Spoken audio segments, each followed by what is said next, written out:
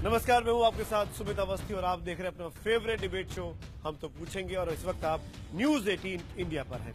आज बात एक बार फिर पाकिस्तान की, क्योंकि वो पाकिस्तान जो सिर्फ नागरोटा या सांबा या उरी और पठानकोट में हमले नहीं कर रहा है, वो पाकिस्तान जो हाफिज सईद जैसों को पनाह दे रहा है। दुनिया का सबसे खतरनाक आतंकी हाफिज सईद, उसका एक ताजा वीडियो अब सामने आया है इन हमलों के तुरंत बाद, जहां पर वो अपनी और अपने लोगों की पीठ थपथपाता हुआ दिखाई देता है। हम इस पर आए, इस पर चर्चा शुरू करें, उसके पहले मैं आपको बताना चाहता हूं कि इन तमाम चीजों के बीच में ये सवाल बहुत बड़ा हो जाता है कि आखिरकार इस पाकिस्तान का इलाज क्या है, पाकिस्तान की बोलती कैसे बंद की जाएगी। ये जानना भी आपके लिए बहुत जरूरी है कि पाकिस्तान की आवाज को बंद करने के लिए हिंदुस्तान को या हिंदुस्तान के हुक्मरान को किस तरीके की स्ट्रेटेजी अपनानी चाहिए। तो इस वक्त देश में एक वो धड़ा है जहां पर मातम का माहौल है। 7 जवान शहीद हुए हैं, 2 जिसमें मेजर हैं, 5 और अधिकारी हैं भारतीय सेना के। उनके घरों में आज दिन भर ये तस्वीरें सामने आती रहीं। वहां पर मातम छाया हुआ है, वहां पर अफसोस है, लेकिन किसी की जुबान से ये नहीं निकलता कि पाकिस्तान के साथ समझौता है। सब यही कह रहे हैं कि ये पाकिस्तान जो आतंकवादियों को पनाह देता है, उसको सबक सिखाने का वक्त है। अंतिम संस्कार के वक्त भी 5 साल की बेटी हो या 70 साल का बुजुर्ग बाप, सब एक भाषा में कहते हैं कि अब पाकिस्तान को सबक सिखाने का वक्त है। 70 साल इंतजार हो गया, अब 70 मिनट भी नहीं करना चाहिए। बहुत सी तस्वीरें दिन भर तमाम स्क्रीन पर आपने देखी, हमारे चैनल पर भी दिन भर ये तस्वीरें चली, जिसको देखकर फक्र से, गर्व से सीना चौड़ा होता है। वहीं ये अफसोस भी होता है कि आखिरकार हम अपने सैनिकों को सुरक्षित क्यों नहीं कर पा रहे हैं। क्या हमको भी अपने गिरेबान में झांकने की जरूरत है।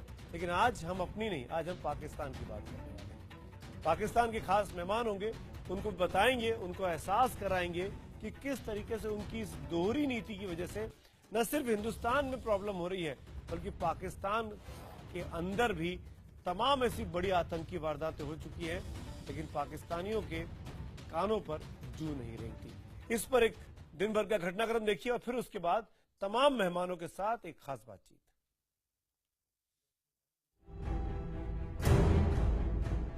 हम तो पूछेंगे में अगले 1 घंटे बड़ी बहस, हाफिज अजहर पर करो सर्जिकल स्ट्राइक। इंशाल्लाह इन मार्कों में इधर इंडिया टूटेगा और इंशाल्लाह मशरक़े वुस्ता में सारा इलाका इस्लाम के रंग में रंगा जाएगा। जो शख्स आतंकियों की फहरिस्त में शामिल किया गया है, वो शख्स पाकिस्तान में जलसे करता है, सरेआम हजारों की भीड़ में नफरत की तकरीरें करता है, पड़ोसी मुल्क के खिलाफ जहर बोता है। मुजाहिदीन मैदानों के अंदर उनकी गन्ने छीन रहे हैं, अल्लाह के फजलो करम से उनके परक्षे उड़ा रहे हैं, फौजियों के उड़ा रहे हैं, लेकिन वो इतनी हिम्मत नहीं रखते कि मुजाहिदीन का मुकाबला कर सके। उसका दिन रात भारत के टुकड़े करने के ख्याली पुलाव के साथ बीतता है, अपने मुल्क के नौजवानों को भड़काने में बीतता है। और भाइयों, हमारा फर्ज है कश्मीर के जिहाद को नतीजा खेज करना, आजादी की मंजिल पे पहुंचना।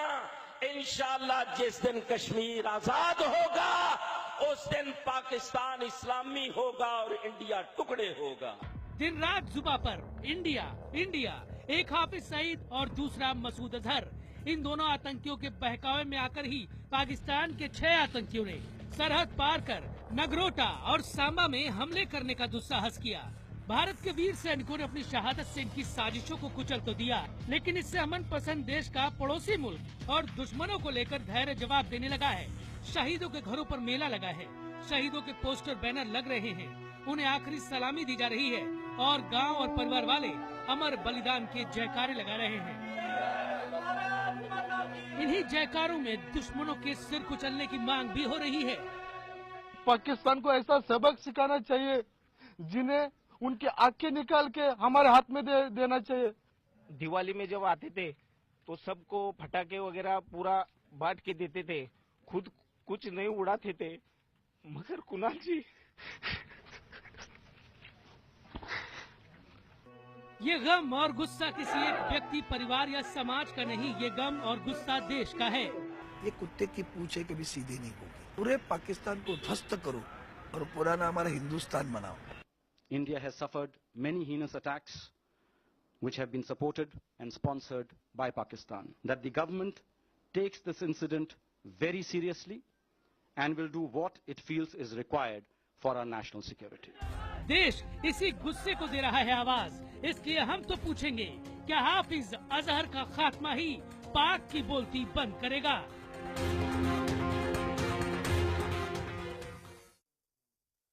तो एक बार फिर सुनिए हमारा आज का बड़ा सवाल। आपके एसएमएस के जवाबों का मुझे इंतजार रहता है कि क्या हाफिज सईद और अजहर मसूद का खात्मा ही पाकिस्तान की बोलती बंद करेगा? अगर आपको लगता है हाँ तो HTP स्पेस देकर वाई लिखिए, नहीं के लिए HTP स्पेस देकर N लिखिए और 51818 पर अपने जवाब हमको भेजें। HTP हैशटैग के साथ साथ हैशटैग देश मांगे बदला के जरिए भी आप अपनी राय हमको भेज सकते हैं हमारे फेसबुक पेज न्यूज 18 इंड पर और ट्विटर हैंडल न्यूज 18 इंडिया पर। आपके सुझावों का हमको इंतजार रहेगा। मेहमानों का परिचय इस बड़ी डिबेट में मैं आपसे करवाता हूं, जो खास लोग मेरे साथ जुड़ रहे हैं।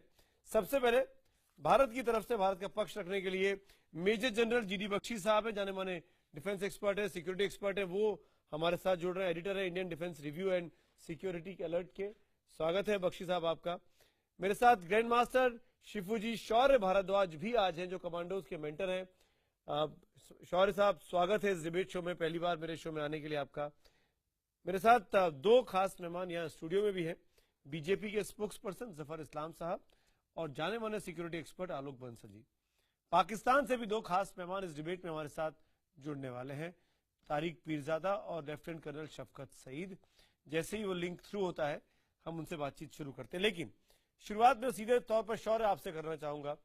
शिवू जी, आप क्योंकि पहली बार आए इसलिए मैं ये पहला चांस आपसे सुनना चाहता हूं और जानना चाहता हूं, पिछले 24 घंटों से ये तस्वीरें जो नागरोटा में हुआ, उसके बाद जो तस्वीरें सामने आई, सेंटिमेंट्स दिखाई दे रहे हैं फैमिली के, मुल्क के, पूरा हिंदुस्तान बदले की आवाज में बात कर रहा है। मैं आपसे जानना चाहता हूं कि पाकिस्तान का इलाज क्या है? सिर्फ लड़ाई, सिर्फ युद्ध या सर्जिकल स्ट्राइक जैसी रिपीटेड चीजें?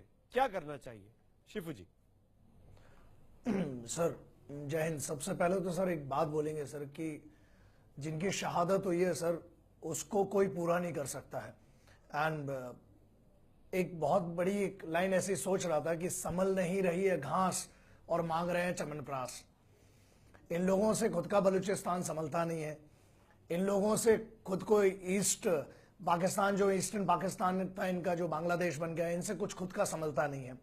सर जंग की जो बात है सर, अब हमको प्रूव करने की जरूरत नहीं है, ऑलरेडी हम बहुत बार प्रूव कर चुके हैं, बहुत बार मारा है। And what are special forces did last time, जो सर्जिकल स्ट्राइक हुई है, we are well capable to do that again and again whenever it is required. Willpower की जरूरत है। जो देश में सर गुस्सा बहुत है, मोरल डाउन हो रहा है राजनीति के कारण। वही है ना कि वतन वालों वतन ना बेच देना, ये धरती ये चमन ना बेच देना, शहीदों ने जान दी है वतन के वास्ते, शहीदों के कफन ना बेच देना। ये जो राजनीति है सर, इसको दूर करके अगर हम बात करेंगे, बहुत दिन से कुछ सोच रहा हूं कि हम चौथे नंबर की फोर्स हैं, थर्ड नंबर की आर्म्ड फोर्सेस में आते हैं। सर पूरी दुनिया में हम बेस्ट हैं। मैं इसलिए बोल रहा हूं सर, टेक्नोलॉजी बात अलग करें, जहां जज्बे की बात आती है सर, वो व्यक्ति अगर मेजर कुणाल चाहते तो वहां से निकल सकते थे, लेकिन ही टुक अ स्टैंड। उनने फैमिलीज के लिए अपनी जान, वहां पर क्यूआरटी टीम में थे, वहां पर खड़े होकर लड़े हैं। और ऐसा time and again Indian armed forces have proven it. तो हमें प्रूव करने की जरूरत नहीं। रही बात सर्जिकल स्ट्राइक की, सर जिस दिन सही वक्त मिलेगा, सही समय और सही परमिशंस होंगी, पहली बात तो we do not require the permissions Indian armed forces की तरफ से। सर ऐसा है, कराची में भी तिरंगा हो सकता है, बट बात यह है कि वहां के पाकिस्तानियों की गलती नहीं है जो ये ISI करवा रहा है। मेरा सिंपल सा एक सवाल है सर, दुनिया का एक ऐसा आतंकवादी हमला आप बता दीजिए जिसमें इनका नाम नहीं आता है। उसके बाद भी पता नहीं, कागज के पहन कपड़े, खुद को क्या समझते हैं, खुद खुदा जाने यार ये लोग अपने आप को क्या समझते हैं। तो sir our armed forces are trained enough and equipped enough to deal with these guys. मैं आता हूं, I will come back to you. Pakistan के मेहमान तारिक पीरजादा और लेफ्टिनेंट कर्नल शफकत सईद हमारे साथ जुड़ चुके हैं इस वक्त इस्लामाबाद से। तारिक पीरजादा साहब, बगैर किसी लाग लपेट के, घुमा फिरा के, आप मुझे बताइए, आपके पाकिस्तान में बीते 2 साल के अंदर इतने ज्यादा टेररिस्ट अटैक हो चुके हैं, उसके बावजूद भी क्या मजबूरी है तारिक पीरजादा साहब आपकी कि आप हाफिज सईद को, आप मसूद अजहर को अपने साथ बैठा के रखते हैं? आपको पेशावर नहीं याद आता? पेशावर में तो कम से कम 5 अटैक हो चुके हैं बीते 2 साल के अंदर, जिसमें दर्जनों लोग मारे गए हैं। आप क्यों इन लोगों ये अभी जो अभी आपके साथी बात कर रहे थे ना, को पैनलिस्ट यहाँ पर जो आपके प्रोग्राम में थे, इनको शायद पता नहीं है, किसी कांगो के रहने वाले मालूम होते हैं। इनका ख्याल है ये पाकिस्तान पर हमला करेंगे अपनी मर्जी और अपने मर्जी के मकाम पर और अपने वक्त पर, और कार्रवाई करेंगे और पाकिस्तान को सबक सिखा देंगे। बहुत अच्छे से पता है क्या बात मैं ये बताना चाहता हूँ, इनको मैं ये बताना चाहता हूँ कि पाकिस्तान को जरा दोबारा किसी और एनेक्स से देखने की जरूरत है। पाकिस्तान ने जवाबी कार्रवाई की तो जनरल राहिल ने कहा था तारिक पीरजादा साहब, जनरल राहिल का इतिहास है। एक बात मांझी है, मांझी। जरा बात मुकम्मल करने देना। तारिक पीरजादा, जनरल राहिल शरीफ आपके मांझी हो चुके हैं, हिस्ट्री नाउ। जरा मेरी आप सुनिए ना मेरी बात सुनिए। आपने कहा कि है और हमारी फौज मैं आपको अमल करेगी। कि आपको, मुझे तो लड़ाई करनी नहीं है हाफिज पीरजादा साहब, लेकिन आप इतिहास में अगर जाने का इतना ही शौक रखते हैं तो बीते 5 लड़ाइयों में क्या हुआ? पाकिस्तान ने जब अटैक किया तब तक मुंह दिखाई। हमने आपके 65 से लेकर आज तक क्या किया आपने? आपकी आज भी अगर आपके अंदर जज्बा है, हिम्मत है, हौसला है तो डायरेक्ट लड़ाई करके दिखा दीजिए। का मसला था, डायरेक्ट लड़ाई करके दिखाइए। हाफिज सईद और मसूद अजहर के कंधों में रख के बंदूक मत चलाइए। अब आ गई बात कश्मीर की आजादी की, तो मैं आपको बता दूं, हाफिज सईद हो, तारिक पीरजादा हो, कोई हो, 220 मिलियन पाकिस्तानी हो, कश्मीर के मसले पर सब एक हैं। आप ये बात अपने जहन से निकाल दें। अरे कश्मीर कहां से आया? क्रॉस बॉर्डर टेररिज्म पे बात करिए ना पहले। जनरल जीडी बख्शी नहीं, पहले शिमला एग्रीमेंट के तहत और जनरल जीडी बख्शी बिल्कुल, जहां तक कश्मीर का सवाल है वो हमारा है, आपको नहीं मिलेगा। आप जोर लगा लीजिए, कुछ कर लीजिए। कश्मीरियों के मुसलमान कश्मीरियों और आप 25,000 बलूचियों के खून की बात कब्जा है, उसके मुताबिक 25,000 बलूचियों के खून की बात करें तारिक पीरजादा। तो ये जो समझौता एक्सप्रेस की बात करें, बाबरी मस्जिद की बात करें, गिलगित बाल्टिस्तान के लोगों के खून की बात करें, 2000 क्या बात कर रहे हैं के कातिल मोदी की बात करें। देखिए ना, दहशतगर्द तो आपका मुल्क है बुनियादी तौर पर।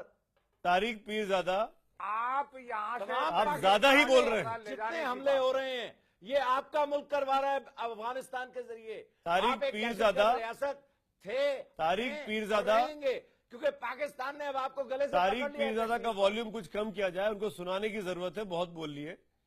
तारिक पीरजादा, आपको ये सुनना पड़ेगा, जो आप बेतुकी बातें करते हैं आके, जिसका कोई सर है ना पैर है। प्राइम मिनिस्टर मोदी को इस देश की आवाम ने चुना है, आप इस देश की आवाम ने मैंडेट दिया है उनको, और लोकसभा में चुन के पहुंचे हैं मेजॉरिटी के साथ, किसी आर्मी कू के जरिए नहीं आए हैं। ये आपको समझना पड़ेगा इस बात को, और इस बात को आपको मानना पड़ेगा कि जब प्राइम मिनिस्टर मोदी की स्वेरिंग इन हो रही थी, आपके प्राइम मिनिस्टर नवाज शरीफ दौड़े हुए आए थे यहाँ पे बुलाने पर। मानते हैं कि नहीं मानते हैं? आपके प्राइम मिनिस्टर ना नहीं कर पाए थे, आपके राहिल शरीफ उस वक्त के मना नहीं कर पाए थे। तो ये पावर है इंडिया की। तारिक पीरजादा, सुनिए, मैं आप और मैं तुतू में पूरा आधा घंटा निकाल सकते हैं, पर let's come to the point. सवाल करते हैं। मैं एक एक करके आता हूं। आलोक बंसल, पाकिस्तान का इलाज क्या है? हाफिज सईद फिर एक वीडियो भेजता है, मसूद अजहर को ये प्रोटेक्ट करते हैं, उसको आतंकवादी घोषित न होने देना, और इन सब के बिना पर सीधी लड़ाई करने की हिम्मत नहीं है। ये ऐसे प्रॉक्सी वॉर कर रहे हैं। देखिए, जब तक पाकिस्तान के अंदर फौज का वजूद चला रहेगा और जिस तरीके से तारिक पीरजादा और शफकत सईद जैसे लोग होंगे, तो पाकिस्तान इस तरीके की हरकतों से बाज नहीं आएगा। इसलिए मेरे ख्याल से अब एक समय आ गया है, जैसा 15 अगस्त को प्रधानमंत्री मोदी ने कहा कि हमें भी अब बलूचों के मानवाधिकार उल्लंघन की आवाज उठानी चाहिए। आज पाकिस्तान के अंदर सिंधी, बलोच, गिलगित बाल्टिस्तान के बाशिंदे और यहाँ तक कि पख्तूनख्वा में लोग जो है पाकिस्तान की हुकूमत से परेशान हैं। पंजाब के अंदर भी, दक्षिणी पंजाब में आज सराइकी भाषा के लोग जो हैं आवाज उठा रहे हैं। यहां तक कि अब एक नए आर्मी चीफ का सिलेक्शन हुआ है, अपॉइंटमेंट हुआ है, तो लोग उस पर भी उंगली उठा रहे हैं कि वो कादियानी है। तो पाकिस्तान एक ऐसे जज्बे से गुजर रहा है, एक ऐसे दौर से गुजर रहा है जहां एक छोटी सी माइनॉरिटी को छोड़कर वो हर दूसरे की तरफ उंगली उठा रहा है। और मुझे लगता है कि ये राष्ट्र ज्यादा दिन टिकेगा नहीं। तो पाकिस्तान का इलाज यही है कि इनकी बोलती हमेशा के लिए बंद कर देनी चाहिए। और मेरे ख्याल से अब दुनिया के अन्य राष्ट्र जो है इनकी तरफ उंगली उठा रहे हैं और धीरे धीरे आप देखिएगा अपने आप डिसइंटीग्रेट होंगे आप लोग। आपके आवाम, आपके लोग ही आपसे संतुष्ट नहीं है कर्नल शफकत सईद। आपके लोग ही आपको अलग कर देंगे, समझ जाइए अभी भी। शफकत सईद और फिर जफर इस्लाम जवाब देंगे। ये हमारा जो ताल्लुक का नोयत है वो इस किस्म का है कि हम एक दूसरे को नफरत करते हैं और कुछ भी नहीं समझते। जो बातें आप कर रहे हैं उसी तरह की बातें मैं भी करना चाहता हूं, लेकिन मुझे मेरी अकल इस बात की इजाजत नहीं देती कि मैं उसी तरीके से इल्जाम तराशें शुरू करूं, ईंट से ईंट बजाना और ये करना और शिकस्त देना और ये करना। ये सारी फजूल बातें हैं। सीधी सी बात है, बड़े सगीर सब कॉन्टिनेंट में हिंदुस्तान सबसे बड़ा मुल्क है और हिंदुस्तान जिस करवट बैठता है पूरे बड़े सगीर को उस करवट बैठना पड़ता है। अगर हिंदुस्तान इस बड़े सगीर में अमन चाहेगा तो इस बड़े सगीर में मुकम्मल अमन आएगा, और अगर वो यहाँ पे जंगो जदल चाहेगा तो यहाँ पे मुकम्मल जंगो जदल रहेगा। भारत में कुछ गलत फहमियां मौजूद हैं। वो एक तो जहाद को नहीं समझते हैं, दूसरा वो समझते हैं कि पाकिस्तान की फौज पे भारत को बहुत ज्यादा अददी बरतरी हासिल है, और इस अददी बरतरी का पाकिस्तान ने शुरू से ही एहतमाम करके रखा है कि वो हमारे लिए किसी किस्म के नुकसान का बाइस ना बने। शफकत साहब, जफर इस्लाम साहब बीजेपी के स्पोक्स पर्सन जवाब दे रहे हैं। नहीं शफकत साहब, आपने सही फरमाया। आपकी हैसियत एक चूहे की तरह है, लेकिन आप बार बार शेर बनना चाहते हैं। जो हैसियत आप खुद बता रहे हैं कि आपकी नहीं है। भारत जो है, भारत इस बड़े सगीर की बात करें, बड़े सगीर में भारत की हैसियत शेर की तरह है, लेकिन बार बार आप हमें छेड़ रहे हैं। देखिए, एक वक्त ऐसा आएगा कि हम अपने नेशनल सिक्योरिटी को लेके हमें पूरा अधिकार है, हमें इस बात की ये इजाजत है कि हमें अगर आप पर भी अटैक करना पड़े तो हमें करना पड़ेगा, इसलिए कि नेशनल सिक्योरिटी हमारे लिए प्राइम इंपॉर्टेंस है और पैरामाउंट इंपॉर्टेंस है। और इसलिए जैसे लोगों को आपने शह दे रखा है और अब उन लोगों को आप एक टेरर फैक्ट्री बना के उन लोगों के आपके इशारे पे, आपके सरकार के इशारे पे वो हिंदुस्तान में डिस्टेबलाइज करने के लिए ऐसे आतंकवादी हमले करवाते हैं। तो आपको मैं आपके द्वारा आपके सरकार को मैं बताना चाहता हूं कि इस तरह की हरकतों से सिर्फ आपको ऐसे अंजाम देखने पड़ेंगे जो आपने अंजाम सोचे भी नहीं होंगे। तारिक पीरजादा, मैं आ रहा हूं, जनरल रशीद बोलना चाह रहे हैं। तारिक पीरजादा 25 अक्टूबर 2016 क्वेटा में पुलिस अकेडमी पर हमला होता है। 100 से ज्यादा लोग घायल होते हैं, दर्जनों लोग मारे जाते हैं। पेशावर के बादशाह खान यूनिवर्सिटी का टेररिस्ट अटैक आपको याद होगा, वहां 50 से अधिक लोग मर जाते हैं। 20 जनवरी को 18 सितंबर 2015 को पेशावर के एयरपोर्ट पर आपके एयरफोर्स एस्टेब्लिशमेंट पर अटैक होता है, वहां पर दर्जनों लोग मारे जाते हैं। पेशावर के स्कूल की घटना तो किसी को भूली नहीं है, बच्चों के साथ जो कुछ हुआ, 150 के ऊपर लोग मारे गए। इतना कुछ आपके मुल्क में हो रहा है। तारिक पीरजादा, अपना मुल्क संभाल लो ना, क्यों हिंदुस्तान में टांग अड़ाते हो? और अगर टांग अड़ाने का इतना ही शौक है तो खुल के सामने आओ ना। बात काफी लंबी हो गई, मुझे जवाब देने दें। नहीं, एक और बात कहना पड़ेगा तारिक पीरजादा जी। आप अभी कह रहे थे राहिल शरीफ के बारे में। तारिक साहब सुन लीजिए, उसके बाद आप जवाब दें तो बेहतर होगा। आपने कहा राहिल शरीफ के बारे में, राहिल शरीफ जी अभी जो माजी हो गए हैं, आपने कहा कि उन्होंने कहा जिस तरह की धमकी दी। अरे भाई, आपने उनकी पूरी स्पीच सुनी। उन्होंने कहा, उस पूरे स्पीच में डर की बात ये आ रही थी कि उन्होंने कहा जारहाना अंदाज हिंदुस्तान का, भारत का जारहाना अंदाज। तो ये तो एहसास हो गया पाकिस्तानियों को और पाकिस्तानी फौज को कि हमारा जारहाना अंदाज जब शुरू हुआ। ये तो बिगनिंग है mister Tariq Peerzada, it's a beginning. You know, beginning ends well. तो आप बोलिए, जवाब दीजिए। ये एक बहुत बड़ी नसीहत है तरीके से जिस तरह से आप आतंकवादी हमले करवाते हैं और उसको सपोर्ट करते हैं और इस तरह की गलत बयानी से काम लेते हैं, आपको समझने का टाइम है। ठीक है, पीरजादा बोलिए। जी देखें, राहिल शरीफ साहब ने 3 बातें कही थी उस तकरीर में, मैं वो तीनों दोहरा देता हूं। पहली तो यह है कि मकबूजा कश्मीर में, मुस्लिम मकबूजा कश्मीर में जाहिद शरीफ अरे साहब ने मुस्लिम और मुस्लिम का कश्मीर लफ्ज मैं दोनों इस्तेमाल चीज कर रहा हूं। आपको बताने की जरूरत नहीं भारत को। कश्मीर हमारा पार्ट है और मुस्लिम यहाँ आपको नहीं ये बैठे मुस्लिम है जफर इस्लाम, बैठे मुस्लिम बोल रहे हैं मत करो आपको। आप। कि भारत नहीं आप कौन होते बात करने वाले? Tariq Mirza, who are you? तीसरी बात who has given you the authority? यहाँ पर हम जो है नहीं, why will you talk about Muslim of India? सकता है नहीं आप बताओ, आपको ये राहिल शरीफ कौन है? तो उसका आखिरी रास्ता नहीं राहिल शरीफ को क्या अधिकार है बात करने के लिए हिंदुस्तानी मुसलमानों के बारे में? ये कश्मीर के बारे में आपको क्या अधिकार है? कश्मीर तो हम आपका जो हिस्सा आपके पास है उसको हम आपसे गले से उचड़ के वापस लेंगे, ये याद रखना। आपको इंडीमान तक तबाह करेंगी जनरल बख्शी, फोर्सेस आपको तारिक पीरजादा संभाल के पीरजादा मुझे तबाह तो आप होंगे, आपकी हरकतें होंगे, आप खुद हो रहे हैं, आपको तबाह करेंगी। आप देखिए आपका मुल्क कैसा तबाह हो रहा है। आपको बताया था पिछले बार कि आप पाकिस्तानी बाहर निकलेंगे तो आप कहेंगे पाकिस्तानी नहीं है। जफर साहब एक मिनट, तारिक पीरजादा, आप मुझे एक पाकिस्तानी का नाम बताइए जो किसी बड़ी मल्टीनेशनल का मुखिया हो, चीफ हो। और मैं आपको कम से कम दर्जनों ऐसे आतंकियों के नाम गिनाता हूं जो टेररिस्ट ऑर्गेनाइजेशन को हेड कर रहे हैं। Let's debate on this, let's debate on this. आप अपने मुल्क की गरीबी बताइए, मैं अपने मुल्क की गरीबी बताता हूं। आप अपने मुल्क के स्कूल बताइए, मैं अपने मुल्क के स्कूल बताता हूं। जनरल बख्शी, मैं आपसे सीधा पूछता हूं, ये पाकिस्तान की नई स्ट्रेटेजी है क्या कि इंडियन टीवी चैनल्स पे जाओ और मुसलमान और कश्मीर स्टोन में बात करो, यहां पर डिस्टर्बेंस पैदा करो इस तरह के एनालिस्ट के जरिए जो तारिक पीरजादा कर रहे हैं? जनरल बख्शी, ये हकीकत है जो बता रहा हूं आपको। मैं अगर ये कश्मीर की ही बात करना चाहते हैं, तारिक पीरजादा साहब सुन लीजिए थोड़ा इत्मीनान से, अगर ये कश्मीर की ही बात करना चाहते हैं तो सुमित मैं इनको याद दिला दूं कि 4 बार पाकिस्तान की फौज ने जो है फौजी ताकत से कश्मीर छीनने की कोशिश करी है और हर बार मुंह की खानी पड़ी है। 1971 में आधा देश खो गया, उसके बाद पिछले 27 साल इन्होंने प्रॉक्सी वॉर करके टेररिज्म करके कश्मीर लेने की कोशिश करी है, उसमें भी बिल्कुल नाकामयाब रहे।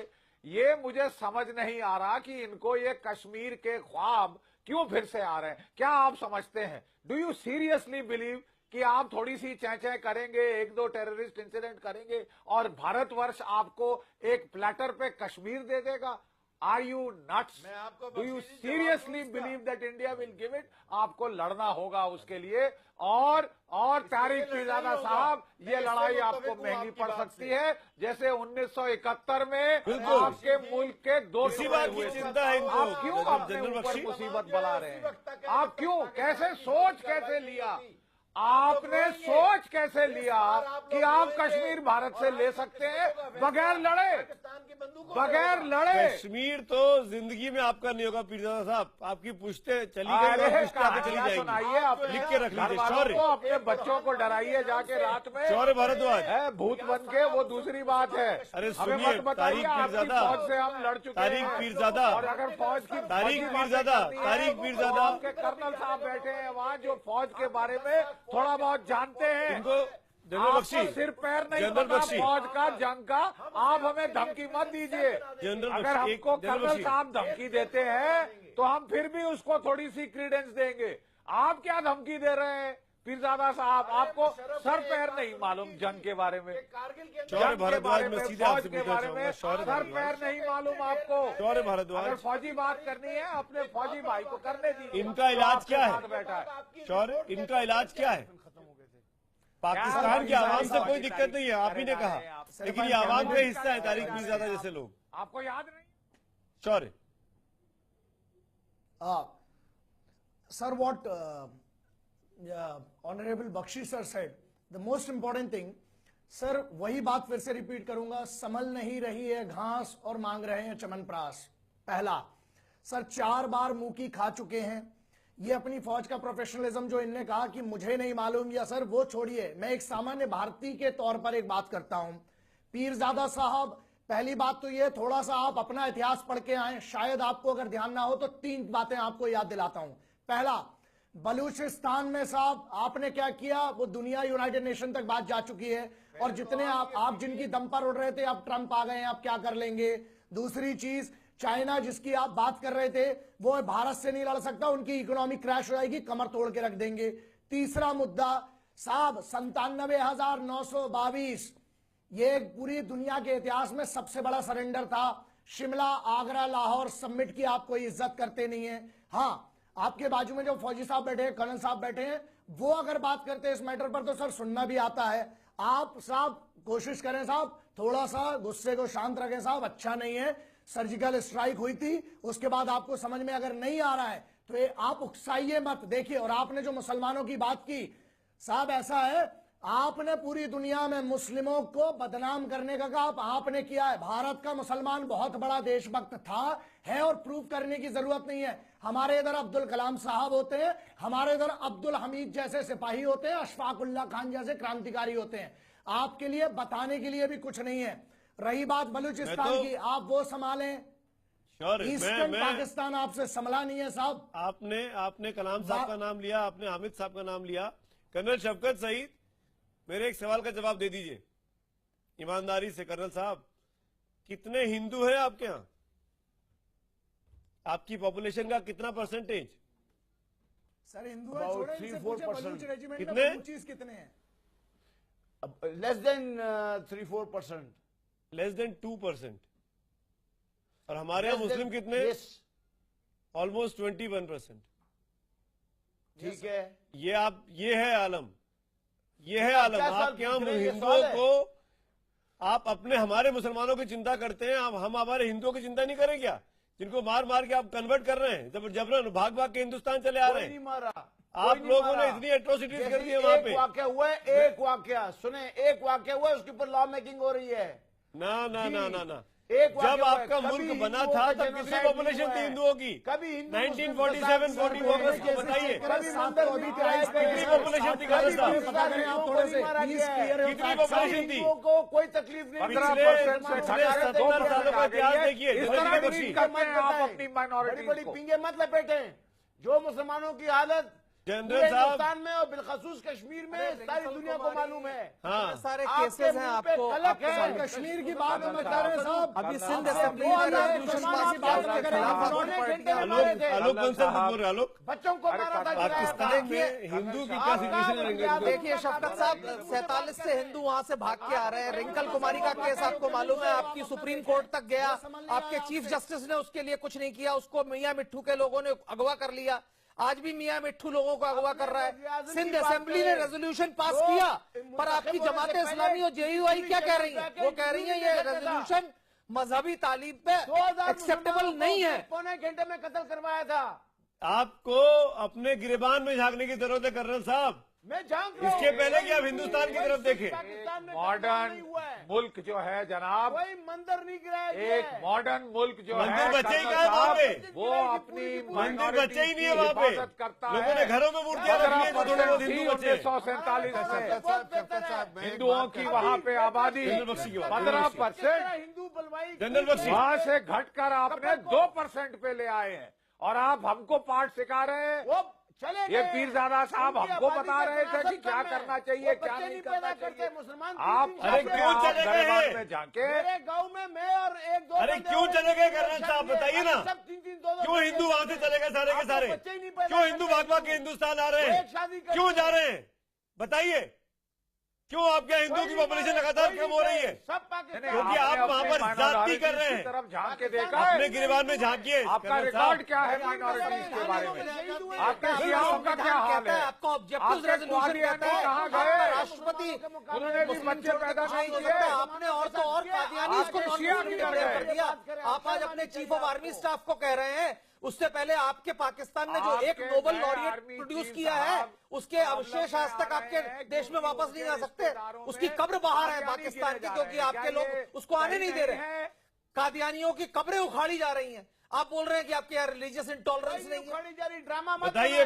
आपके अगर झूठ बोलने पे सींग रंगते आप 12 सींगे होते। अरे आप बताइए, आपको सलाम क्या नोबेल प्राइज मिला था, क्या उनकी बॉडी वापस आ सकी? बाजवा साहब के बारे में इल्जाम नहीं लग रहा है कि उनकी हिस्सेदारी है। आप बताइए, आपके माइनॉरिटीज की बात कर रहे हैं, आपको मुंह की खानी पड़ रही है। कर्नल शफकत सईद, कर्नल साहब, आप पर्सनालिटी डेवलपमेंट पढ़ाते हैं कि झूठ पढ़ाते हैं बच्चों को? पाकिस्तान में ना आप ये बताइए कि आपके जनरल बाजवा साहब के खिलाफ क्या बोला जा रहा है कि वो कादियानी है? बिस्तरा गोल कर दिया गया है। बोलिए तो सही, क्या बोला जा रहा है? नहीं बोलेंगे ना, सच्चाई बोलने की हिम्मत कहाँ है? करेंगे अरे आपके चीफ ऑफ आर्मी स्टाफ के खिलाफ एलिगेशन है। शफकत साहब, आप लोगों से नहीं संभलेगा। शफकत साहब, ये बताइए, सब संभल रहा है। ये बताइए, हिंदुस्तानी मुसलमानों के बारे में आपको सोचने का क्या फर्ज है? क्या अधिकार है? आप कौन है? और मुझे एक बात, आप मुसलमानों के क्या है? एक और बात कहना चाहूंगा। आपसे अधिक मुसलमान मेरे मुल्क में रहते हैं और ज्यादा बेहतर स्थिति में रहते हैं और यहाँ पे प्रेसिडेंट भी बनता है। सुमित भाई, शफकत साहब, मैं एक बात बताता हूँ, सुनिए। मुसलमान, हम सुनिए, एक बात कहता हूँ। हम यहाँ के जो मुसलमान हैं अपने दादा परदादा माँ बाप को दुआएं देते हैं इसलिए, और शुक्रगुजार है उनका कि वो लोग पाकिस्तान नहीं गए थे। क्यों? पाकिस्तान में आपकी हैसियत और आपके जो वहाँ के अवाम की हैसियत जो देखता हूँ तो लगता है बार बार ये कहना अच्छा होता है, ये मुल्क में जो हम लोगों का, हमारे परदादाओं का जो डिसीजन था सही था। आप हमारे तरफ बिल्कुल ना हमारी फिक्र छोड़ दे, आप अपने मुल्क के बारे में फिक्र करें जहाँ पर दहशत का मुल्क है, जहाँ टेररिज्म की फैक्ट्री है, उसके बारे में फिक्र करें। बिलबिला रहे नहीं, आपको फिक्र करना है वहाँ पर जहाँ पर, यहाँ की फिक्र मत कीजिए। यहाँ की फिक्र आपको करने का कोई अधिकार ही नहीं है। किस हैसियत से करें मुझे तो समझ में नहीं आ रहा।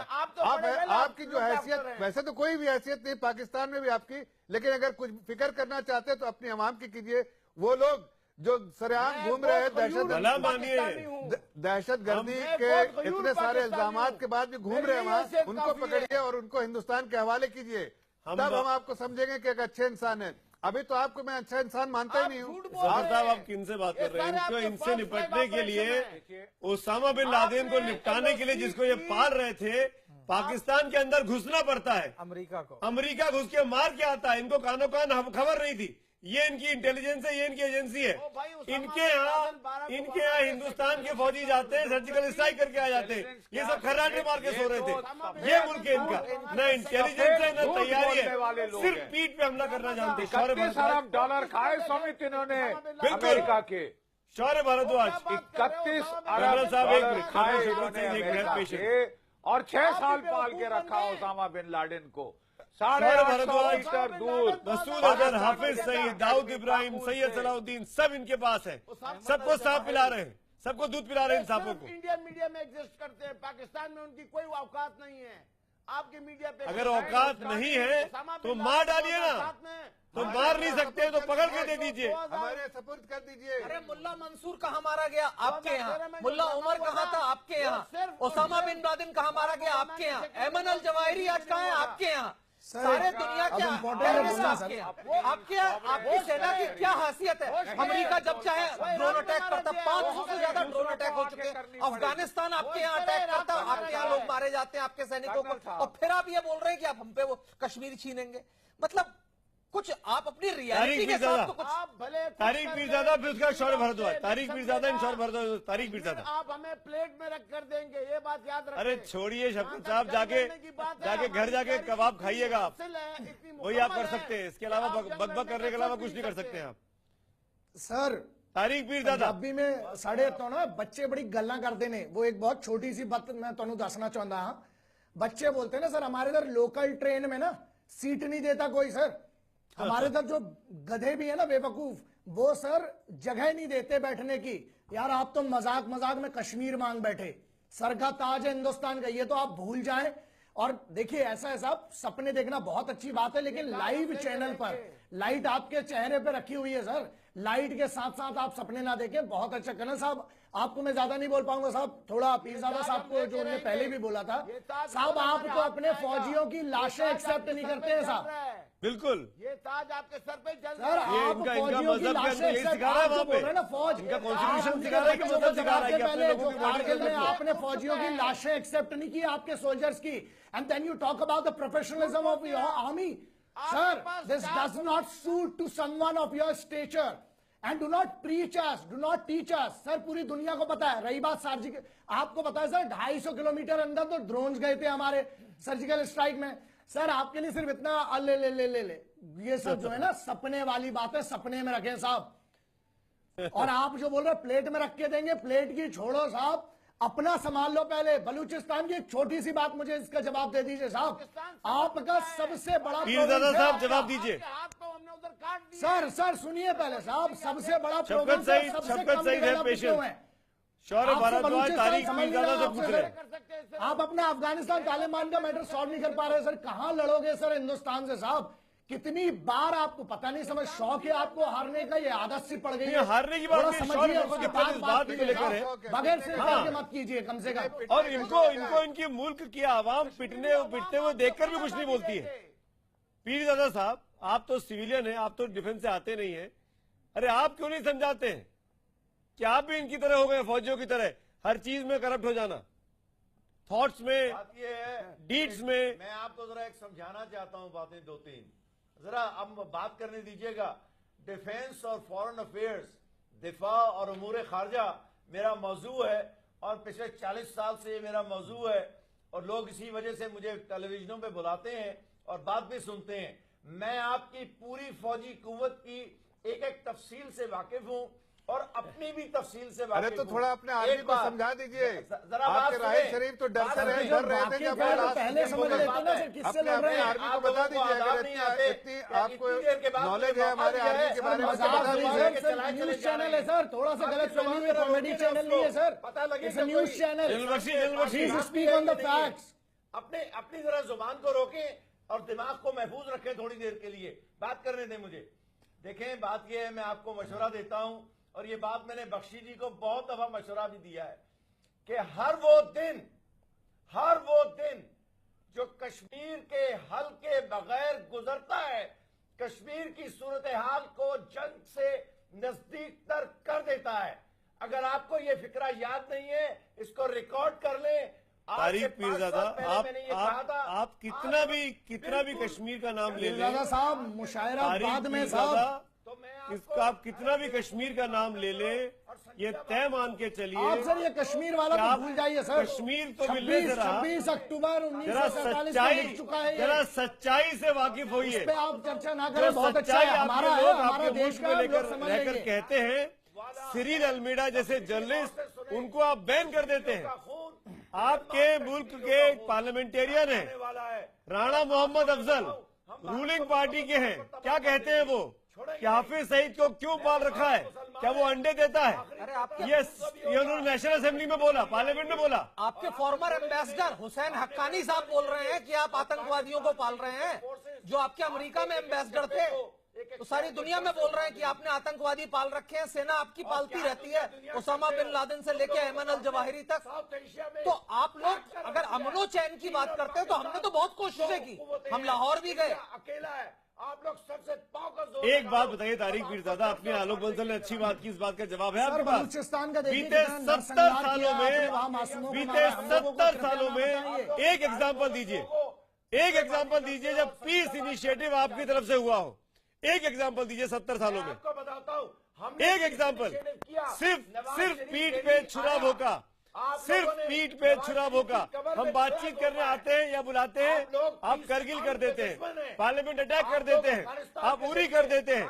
यही आपको आता है, यही आपको आता है। सिर्फ दोगलापन, दोहरा रवैया, डबल स्टैंडर्ड्स, ये क्या तरीका है बात करने का? हमारे प्राइम मिनिस्टर लाहौर लेके गए बस तो आपने कारगिल कर दिया। प्रधानमंत्री मोदी जी आपके यहाँ गए, कल भी हमारे एम्बेसडर ने कहा है आपके बर्थडे पे, आपकी शादी में, और आपने क्या किया? हमारे विदेश मंत्रालय ने अभी कहा 1 घंटे पहले कि आतंकवाद बंद करिए, बातचीत शुरू करते हैं, बंद करिए क्रॉस बॉर्डर टेररिज्म, अभी बातचीत शुरू करते हैं। एश्योरेंस दे सकते हैं आप देखिए, आप छोड़ेंगे नहीं की बात करते हैं तो क्या छोड़ेंगे आप? सिर्फ यही छोड़ेंगे? हम आपको सस्ते बच्चे इनको बरगला के यहाँ भेज देते हैं, न्यूक्लियर छोड़ेंगे। शौर्य भारद्वाज, तारिक साहब, तीन चीज को आपको छोड़ना पड़ेगा। सुन लीजिए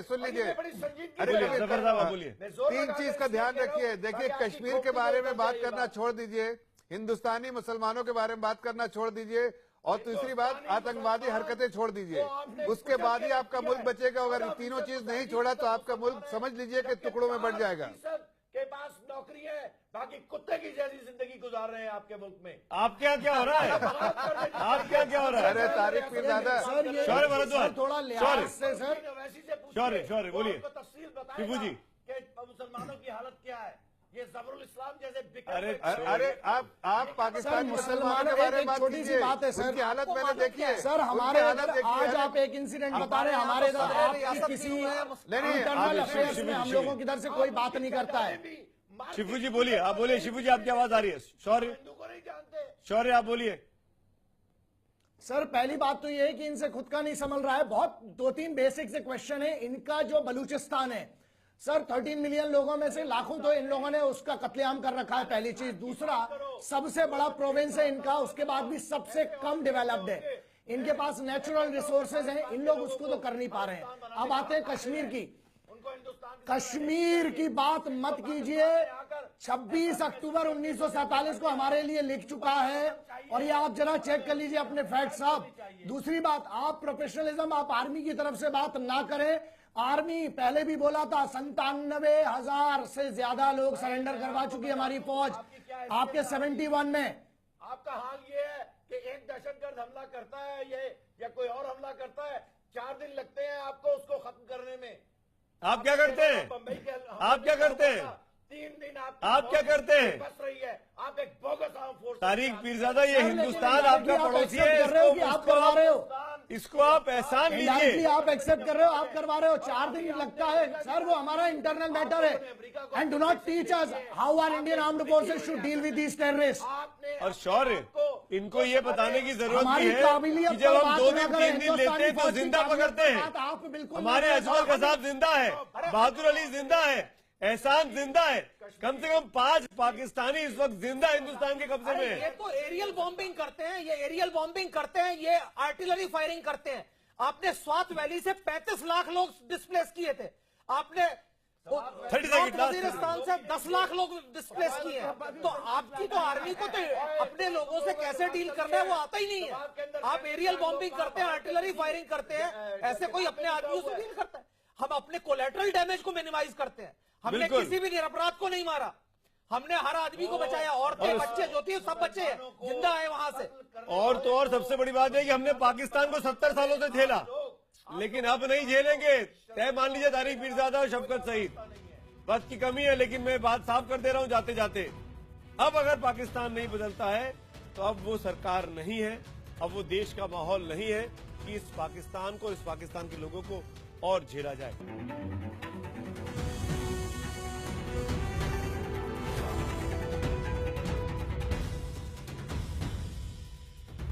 अब वक्त है आपके एसएमएस और ट्विटर पोल के नतीजों को दिखाने का। हमने आज आपसे पूछा था, देश मांगे बदला, जो डिबेट हमने किया कि क्या पाकिस्तान के साथ जंग ही एकमात्र रास्ता बचा है। हजारों की संख्या में मैसेज मिले। 98%, 98% लोग हाँ में जवाब देते हैं कि अब एकमात्र रास्ता जंग बचा है। ट्विटर पोल के नतीजे भी आपके सामने है, ट्रांसपेरेंट पोल। 96% लोग वहां पर कहते हैं ट्विटर पर कि अब जंग ही एकमात्र रास्ता है पाकिस्तान से निपटने का। यानी बहुत बड़ा दर्शक वर्ग न्यूज 18 इंडिया का इस बात पर एक मत है, एक राय है कि पाकिस्तान को अब लड़ाई के अलावा कोई और भाषा समझ में नहीं आएगी। इसी नोट पर हम तो पूछेंगे में मेरे साथ आज इतना ही।